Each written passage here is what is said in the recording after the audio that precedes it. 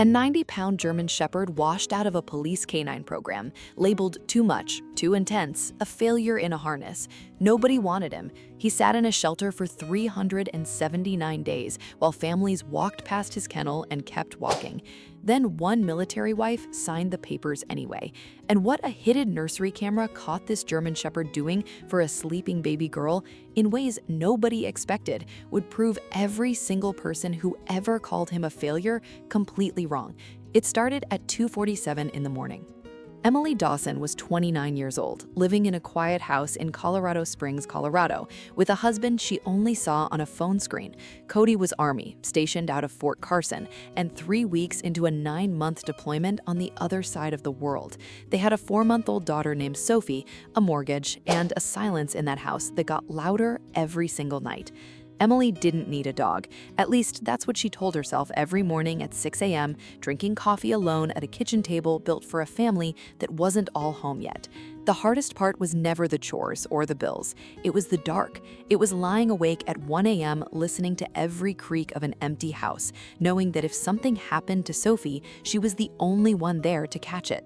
On a cold Tuesday afternoon, Emily stopped by the Front Range Animal Shelter on her way home from a doctor's appointment. She wasn't planning to adopt. She told herself she was just dropping off a box of old blankets. But the second she passed Kennel 7, she stopped walking. Inside was a German Shepherd, not a puppy, not soft, a full-grown 90 pounds of black and tan muscle with ears like radar dishes and eyes that tracked her across the room without his head moving an inch. A shelter worker named Grace walked up beside her. "That's Axel," she said. "He's been here 379 days. "Why so long?" Emily asked. Grace sighed. "He washed out of the county canine program. Too much drive, couldn't switch it off. They said he was unplaceable, that he'd never settle into a normal home. People take one look at a failed police dog this size, and they don't even read his card." Emily crouched down. Axel didn't bark, he didn't growl, he just lowered his enormous head, pressed it sideways against the bars, and let out one long breath, almost like a word. "Please." Emily signed the rescue papers 40 minutes later. The first 72 hours were chaos. Axel walked through the front door, knocked a lamp off the side table with his tail, and didn't so much as flinch. He was 90 pounds of dog in a house built for people half his size. But here's the part that stopped Emily cold. Within an hour of coming home, this rescued German Shepherd found Sophie's nursery, lay down in the doorway, and refused to leave. Not the couch, not the warm spot by the heater, the nursery door. That night, Emily set up a brand new dog bed in the living room. By midnight, it was empty, and Axel was stretched across the threshold of the baby's room like a 90-pound sandbag, one ear up, listening to a baby breathe. Then the unexpected things started. Emily had installed a small nursery camera the week Cody deployed, just so she could check the monitor from the kitchen. What that camera caught Axel doing over the next few weeks was something no shelter worker had ever warned her about. When Sophie's pacifier fell out of the crib, Axel would pick it up off the floor, carry it in that huge, soft mouth, and drop it gently back through the crib slats. When her blanket slipped off, he'd hook it with his nose and nudge it back over her tiny feet. When she stirred and fussed at 3 a.m., he was on his feet at the crib rail before the monitor in Emily's room had even made a sound. A 90-pound German Shepherd the world had thrown away was helping a sleeping baby in ways nobody expected, and nobody had ever taught him. He had one habit Emily could never explain. Every single morning, Axel carried Sophie's stuffed gray rabbit from the crib to the front door and set it down on the mat.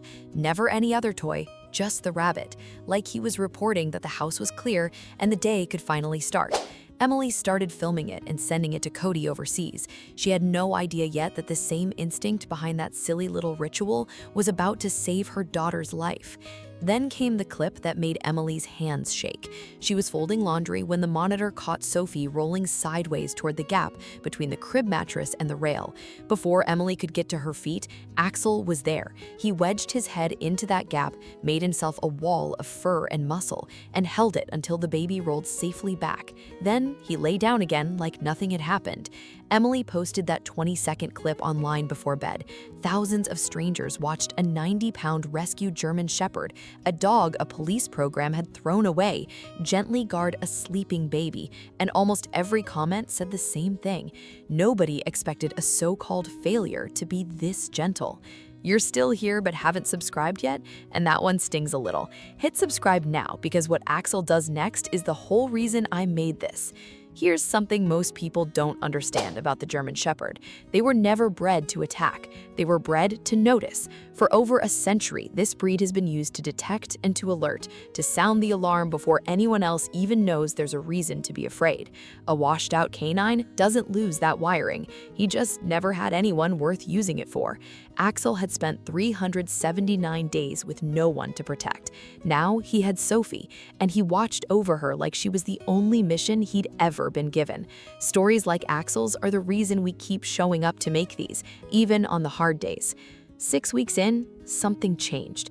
It was a Thursday. Axel started acting wrong. He wouldn't touch his dinner. He paced the hallway between the nursery and the kitchen, whining low in his chest, a sound Emily had never heard out of him. Every time she tried to step out of the baby's room, he planted himself in the doorway and refused to move. By 9 p.m., he was pawing at the crib rail, nosing at Sophie's blanket, circling, restless, frantic. Emily was exhausted and on edge. "Axel, enough," she snapped sharper than she meant to. "She's sleeping. You have to learn to settle down." She felt guilty the second the words left her mouth. She thought he was being needy. She thought a 90-pound rescue with too much energy was finally falling apart on her. She was so wrong. If your chest just got a little tight reading that, you already understand what this story is really about. She went to bed at 11. Axel did not. He stayed at the crib.